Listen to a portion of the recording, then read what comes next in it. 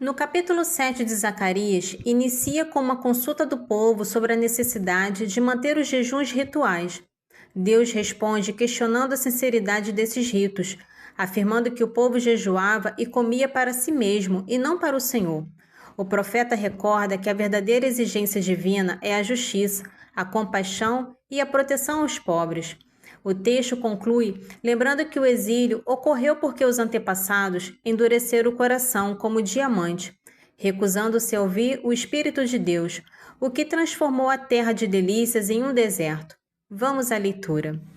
Zacarias capítulo 7. No 4º ano do reinado de Dário, a palavra do Senhor foi dirigida a Zacarias no 4º dia do 9º mês, mês de Causléu. Ora, Betel havia delegado Saraçá e Regem-Meleque com seus homens, para apresentar ao Senhor as suas orações e fazer aos sacerdotes do templo do Senhor e aos profetas esta pergunta: porventura precisamos nós de chorar no 5º mês e jejuar, como fazemos desde há muito tempo? A palavra do Senhor foi-me dirigida nesses termos: declara a todo o povo e aos sacerdotes: vós tendes com efeito jejuado e chorado no 5º e no 7º mês, durante esses 70 anos, mas foi realmente por meu respeito que o fizeste? Quando comeis e bebeis, não sois vós que comeis e bebeis?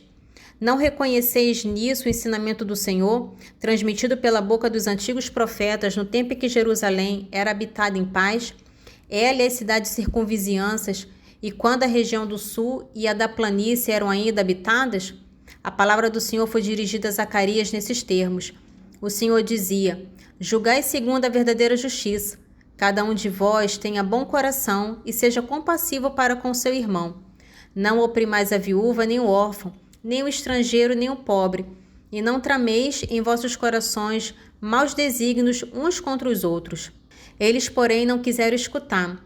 Voltaram-me as costas, revoltados, e taparam os ouvidos para nada ouvir. Endureceram seu coração como um diamante, para não entender as instruções e as palavras que o Senhor dos Exércitos lhe dirigia pelo seu Espírito, por meio dos antigos profetas. Por isso o Senhor dos Exércitos indignou-se vivamente contra eles, e os chamou em vão, e não foi atendido. Por isso, oráculo do Senhor dos Exércitos, não os ouvi quando clamaram a mim. Dispersei-os por todas as nações que lhes eram desconhecidas. Depois que partiram, a terra ficou abandonada e ninguém mais transitou por ela. Transformaram em um deserto uma terra de delícias. O capítulo 8 de Zacarias apresenta a promessa de Deus de residir em Jerusalém, transformando-a na cidade de fidelidade. O Senhor promete um tempo de paz, onde idosos e crianças ocuparão as praças com segurança. Deus garante o retorno dos exilados e a prosperidade da terra, mudando a sorte do povo de maldição para bênção. O texto exorta a prática da verdade e da justiça e anuncia que os dias de jejum se tornarão festas de alegria. Por fim, profetiza que muitas nações virão a Jerusalém buscar o Senhor, reconhecendo que Ele está com seu povo. Zacarias capítulo 8. A palavra do Senhor foi-me de novo dirigida nesses termos: eis o que diz o Senhor dos Exércitos: consumo-me de ardente amor por Sião. Estou animada em favor dela de uma violenta cólera. Assim fala o Senhor, eis que volta a Sião. Venho residir em Jerusalém. Jerusalém se chamará a cidade de fidelidade e a montanha de Sião a montanha santidade. Eis o que diz o Senhor dos Exércitos: serão vistos ainda velhos e velhas sentados nas praças de Jerusalém, tendo cada um na mão o seu bastão. As praças da cidade regurgitarão de meninos e meninas que brincarão nas suas praças. Eis o que diz o Senhor dos Exércitos: se isso parecer um milagre aos olhos do sobrevivente desse povo, naqueles dias, acaso será impossível aos meus olhos, oráculo do Senhor dos Exércitos?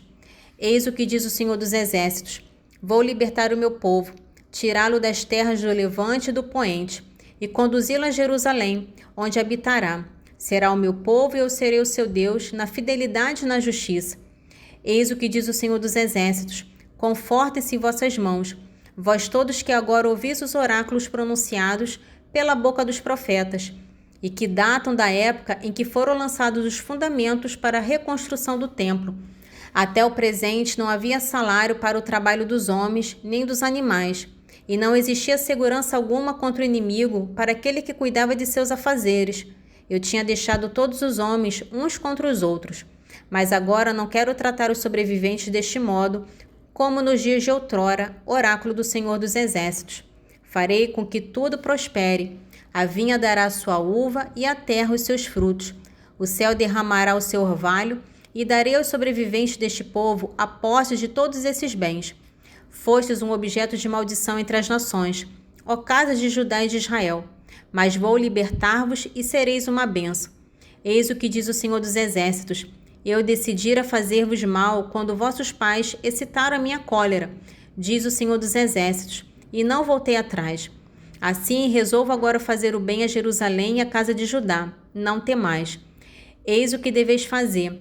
Falai a verdade uns aos outros. Julgai as portas de vossa cidade segundo a justiça e a sinceridade. Não maquineis o mal em vossos corações contra o próximo.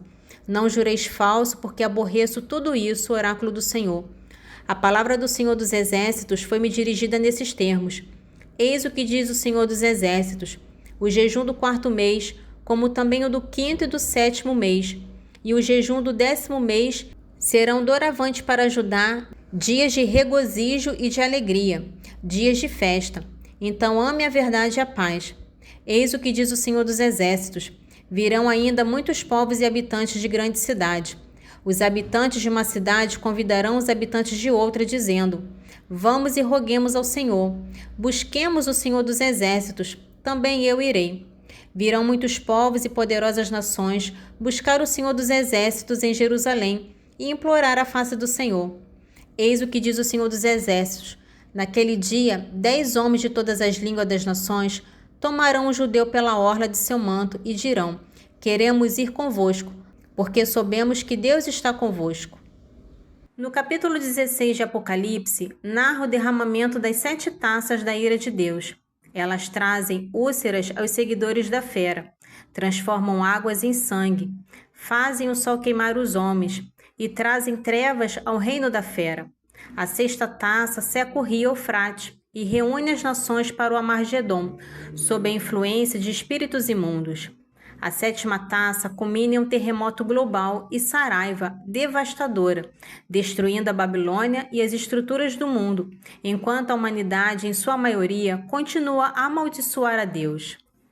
Apocalipse capítulo 16. Ouvi então uma voz forte saindo do templo, que dizia aos 7 anjos: Ide e derramai sobre a terra as 7 taças da ira de Deus. O primeiro, portanto, pôs-se a derramar a sua taça sobre a terra. Formou-se uma úlcera atroz e maligna nos homens, que tinham o sinal da fera e que se prostravam diante de sua imagem.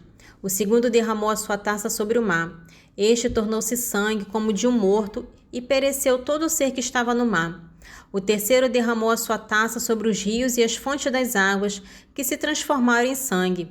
Ouvi então o anjo das águas dizer: Tu és justo, tu que és e que eras o santo, que assim julgas. Porque eles derramaram o sangue dos santos e dos profetas. Tu lhe deste também sangue para beber, eles o merecem. Ouvi o altar dizer: Sim, Senhor, Deus dominador, são verdadeiros e justos os teus julgamentos. O quarto derramou a sua taça sobre o sol, e foi-lhe dado queimar os homens com o fogo. E os homens foram queimados por grande calor, e amaldiçoaram o nome de Deus, que pôde desencadear esses flagelos, e não quiseram arrepender-se e dar-lhe glória. O quinto derramou a sua taça sobre o trono da fera. Seu reino se escureceu e seus súditos mordiam a língua de dor. Amaldiçoaram o Deus do céu por causa de seus sofrimentos e das suas feridas, sem se arrependerem dos seus atos. O sexto derramou a sua taça sobre o grande rio Eufrates e secaram-se as suas águas para que se abrisse caminho aos reis do Oriente. Vi saírem da boca do dragão, da boca da fera e da boca do falso profeta 3 espíritos imundos semelhantes às rãs. São os espíritos de demônios que realizam prodígios e vão ter com os reis de toda a terra, a fim de reuni-los para a batalha do grande dia do Deus dominador. Eis que venho como um ladrão. Feliz aquele que vigia e guarda as suas vestes, para que não andem nu, ostentando a sua vergonha. Eles os reuniram num lugar chamado em hebraico Armagedom. O sétimo derramou a sua taça pelos ares e saiu do templo uma grande voz do trono que dizia: Está pronto. Houve então relâmpagos, vozes e trovões, assim como um terremoto tão grande como jamais houve desde que há homens na terra. A grande cidade foi dividida em 3 partes, e as cidades das nações caíram. E Deus lembrou-se da grande Babilônia, para lhe dar de beber o cálice do vinho e de sua ira ardente. Todas as ilhas fugiram e montanha alguma foi encontrada. Grandes pedras de gelo que podiam pesar 1 talento caíram do céu sobre os homens. Os homens amaldiçoaram a Deus por causa do flagelo da Saraiva, pois este foi terrível. A continuação do trecho do Salmo 144 termina celebrando a providência divina, onde o Senhor abre suas mãos para saciar todos os viventes que nele esperam. O texto ressalta que Deus é justo e santo, aproximando-se daqueles que o invocam com sinceridade e satisfazendo os desejos dos que o temem. Enquanto o Senhor vela pelos que o amam, ele exterminará os maus. O salmo encerra com um convite para que todo ser vivo bendiga eternamente o nome do Senhor. Salmo 144, dos versículos 15 ao 21. Todos os olhos esperançosos se dirigem para vós, e a seu tempo vós os alimentais.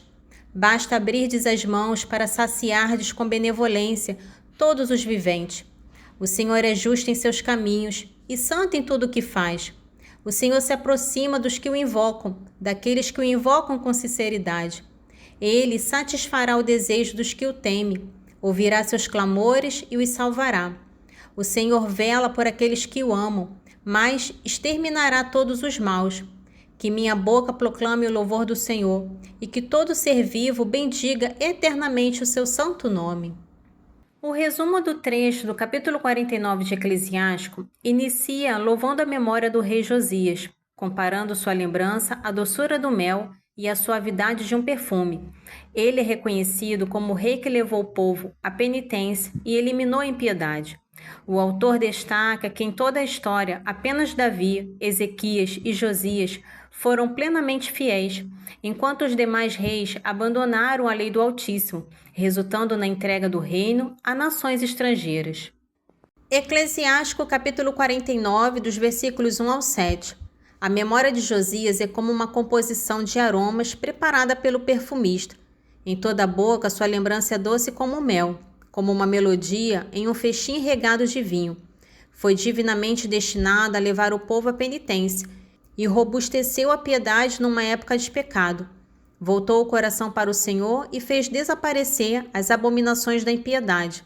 Exceto Davi, Ezequias e Josias, todos pecaram. Os reis de Judá abandonaram a lei do Altíssimo e desprezaram o temor de Deus. Por isso tiveram de entregar a outros o seu reino e a sua glória a uma nação estrangeira. Glória ao Pai, ao Filho e ao Espírito Santo, assim como era no princípio, agora e sempre. Amém. Divino Espírito Santo, iluminai-nos, guiai-nos, dai-nos sabedoria e discernimento. Amém.